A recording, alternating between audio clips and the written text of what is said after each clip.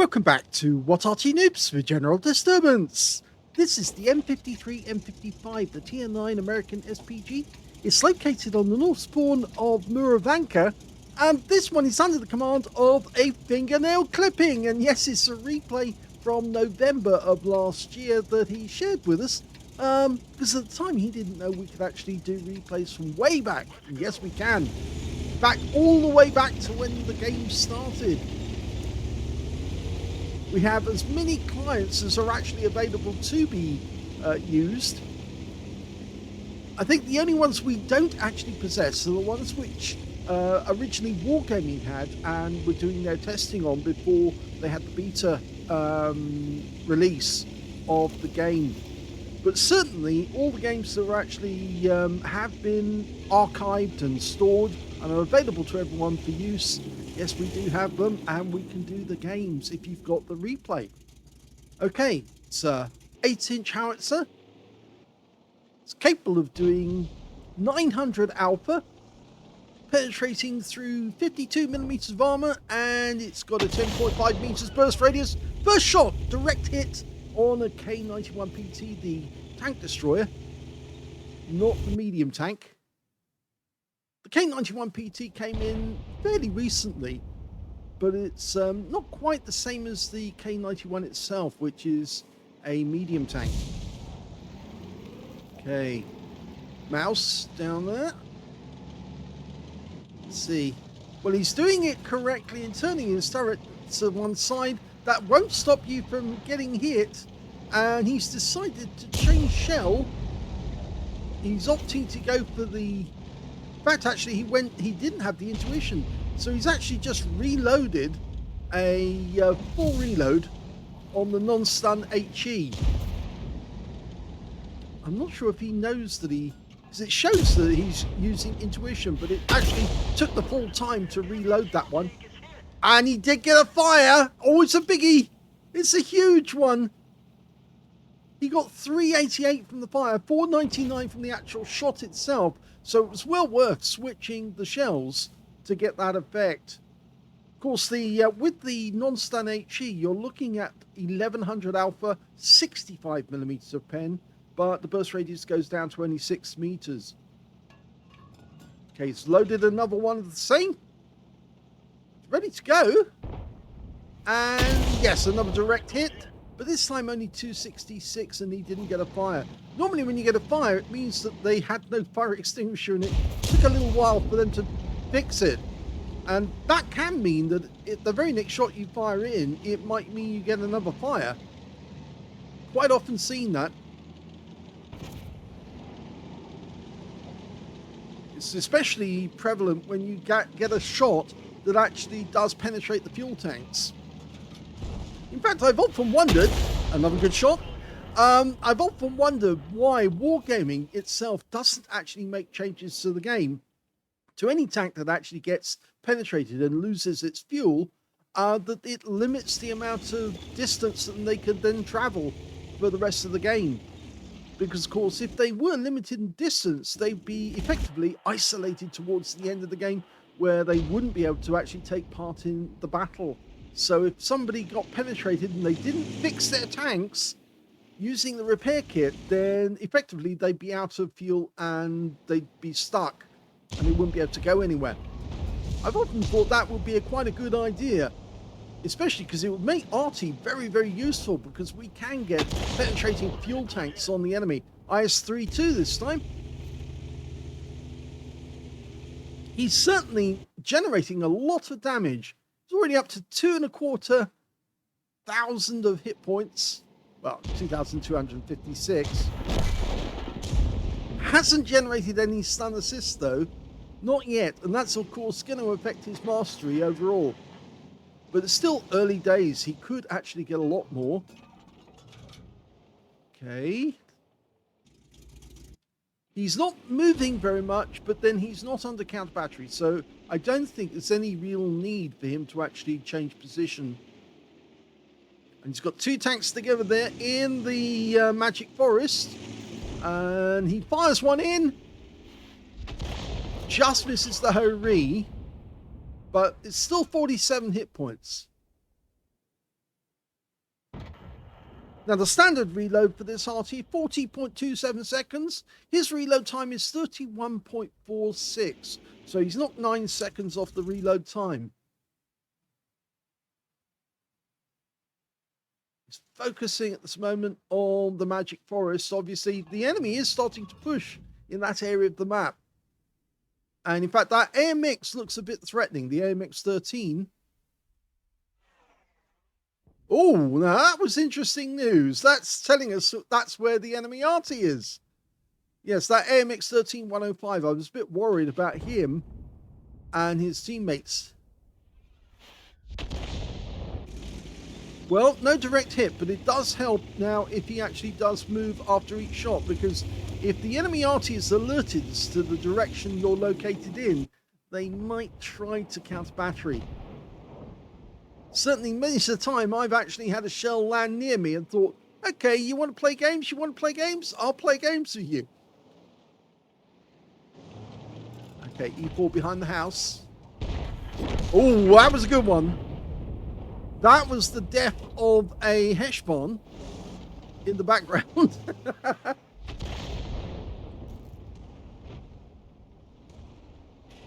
It still only evens the score up.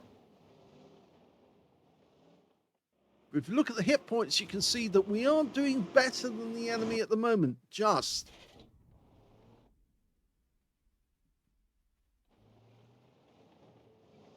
Trying to pick the right target to hit. Yeah, I think that E4 is definitely looking encouraging. At the moment, he's holding his reticule on the concept. Waffenträger obviously makes really good targets straight away. We know where he is. Rounds out. Long flight time.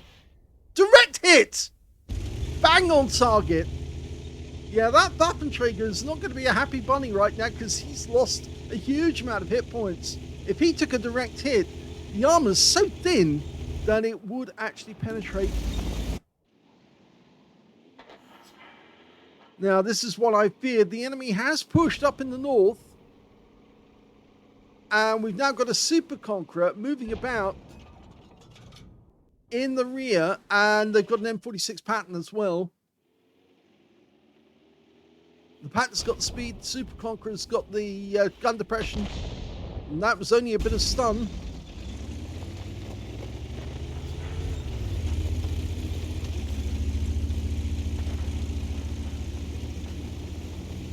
Well, at least he is now changing position after each shot, which is the correct thing to do. And he's also moving with his group because, and they need to do that because obviously they can't afford to have the enemy come up behind them. Got a Char Future 4 over this side, and he's fending off the Super Conqueror and the M46, so he needs support. We've also got a Striv nearby, rounds out, this looks good. Stops the Super Conqueror in his tracks. But we've got to change position now to avoid the counter battery and also to give us a little more distance between us and the enemy. Okay, our team is reacting to the fact that Super Conqueror is there. The Patton's gone, so we don't have to worry about him. But we are making moves now on the south of the map. But they're moving. There's the Concept 5. Okay. And he's also found a Striv 1030. Line up the shot. Looks good. Go for it. Rounds out. Direct hit. Right on target.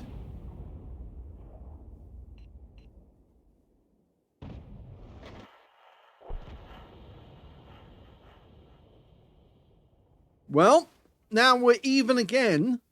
Both teams have 6 kills each. 6 kills, 6 team members left each. But I think that we certainly have the positional advantage because effectively we control both cap areas at this moment. We can control over the enemy cap area, even though they've got a tank destroyer near the cap. The only tank they've got nearby is that Concept 5. The Minotauro could actually watch over the enemy cap area. Mind you, they've got somebody nearby blocking us from taking the cap.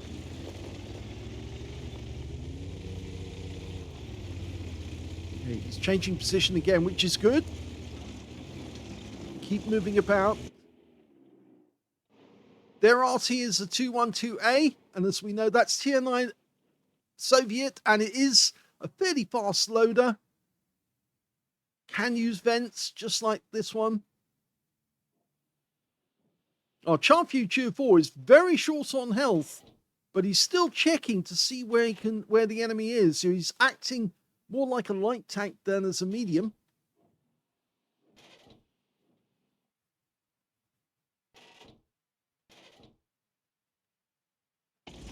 .277's moving in to support the Shah.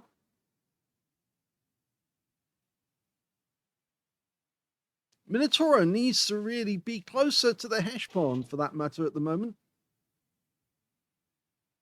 All that Fingernail can do at the moment is just keep watching for any sign of the enemy. Trees just went down there. Tree just went down. And again, somebody's there. And there's somebody using that position. And in fact, just saw a tree go down slightly further north as well.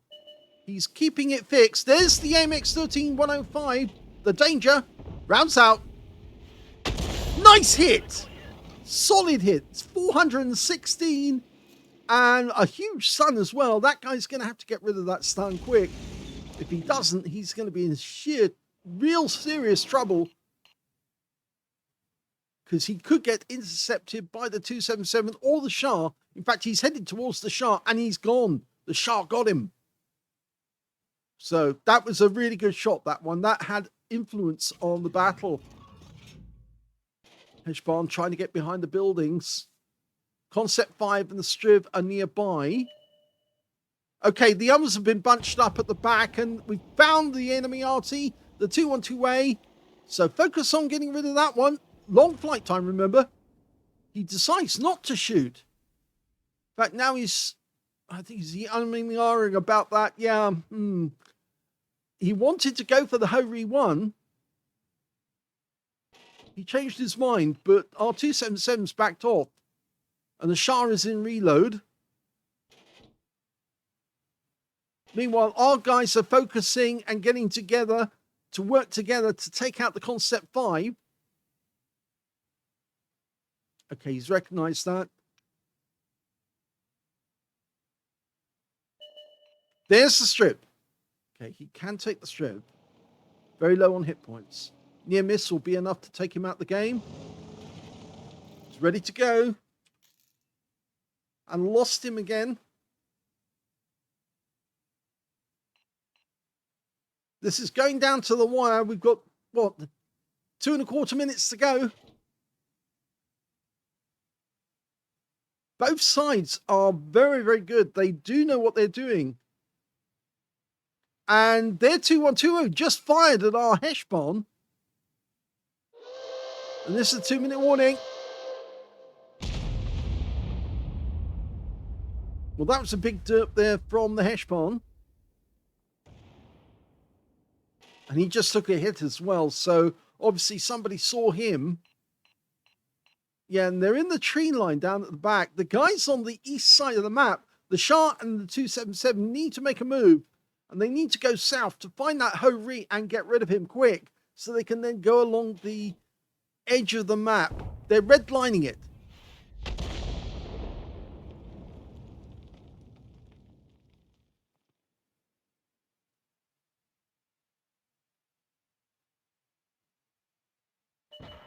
Oh, and we've lost the 277 to the Hori, but the Charview Tier 4 was firing in, and he is getting hits. And I think we missed out on that shot. Is he in reload? Well, he's fired his last round, and we're trying to pick up the scraps, and he got him! He got him! The Shah did the job, took away most of the hit points.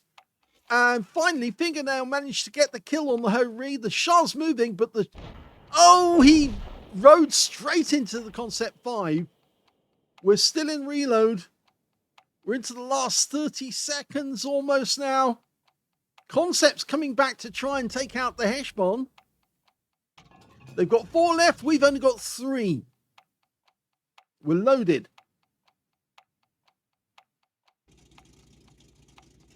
This is going down right to the wire. 15 seconds left. The strip's gone. The strip's there, rather. And we've lost the hench barn, and now it's down to Fingernail to save the game.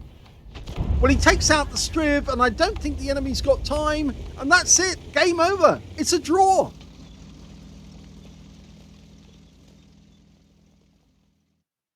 Here's the end of battle results, and that was certainly a fingernail biting game rather than clipping. Anyway, we've got a first-class tanker for fingernail clipping in the M53, M55. He managed to get a bruiser medal for getting at least 5 critical hits. In fact, he got 14 in that one, as well as a gauze medal for doing more damage, exceeding 8 times the hit points for his own vehicle, and a win rate of 5,877, which is super income standard. But sadly, they weren't able to get the win. I'm afraid, actually, they got tactically outmaneuvered by the enemy in that one, so it didn't work out. But if we look at team score, we can see the highest damage in the game actually went to the Minotauro with 5,833 hit points. Second highest damage went to the Concept 5 on the enemy team, 4,682. And the third highest damage was a fingernail clipping with 4,606. So at least he got the third highest damage in the game, and of course picked up that gauze medal.